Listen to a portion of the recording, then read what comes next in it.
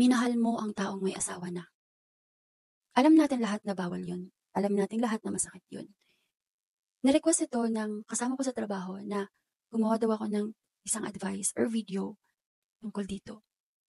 Alam ko, hindi mo or nyo ginusto. Hindi mo naman plinano. Pero nangyari kasi nagmahal ka.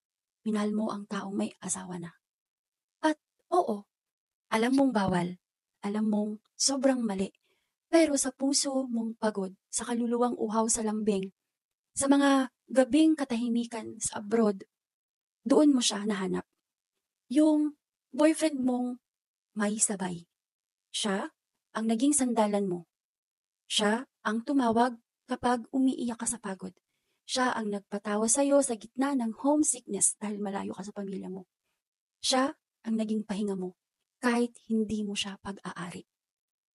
And maybe you tell yourself, hindi ko naman siya inagaw. Alam kong uuwi rin siya sa pamilya niya. Pero ngayon, ako muna. Ang sakit, no? Kasi kahit papaano, umaasa ka rin. Kahit konti lang, kahit saglit lang, na baka piliin ka rin niya. Pero alam natin na darating din yung araw na mapapagod ka. Mapapagod kang magtago. Mapapagod kang maghintay. Mapapagod kang maging pahinga ng taong may uuwi ang bahay. And when that day comes, I hope you choose yourself. Alam mo kung bakit. Kasi OFW ka. Mataas ang pangarap mo. Nagpapakahirap ka para sa pamilya mo. At higit sa lahat, deserve mo ang pagmamahal na malinaw. Yung hindi patago at yung walang kahati. Huwag mong hayaang ang pagmamahal ang maging dahilan kung bakit ka lalong masaktan. Hindi ka masamang tao. You just found comfort in someone who never truly belonged to you.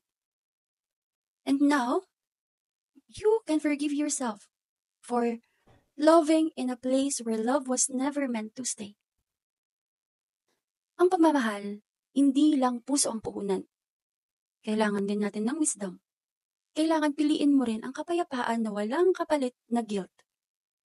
So this time, choose a love that lets you sleep at night. Yung hindi mo kailangang itago, yung hindi mo kailangang ipaglaban kahit ikaw ang pinili, mula umpisa hanggang dulo. Hindi mo na kailangang maghintay sa taong hindi sayo. Ang hinihintay mo ay sarili mong kalayaan.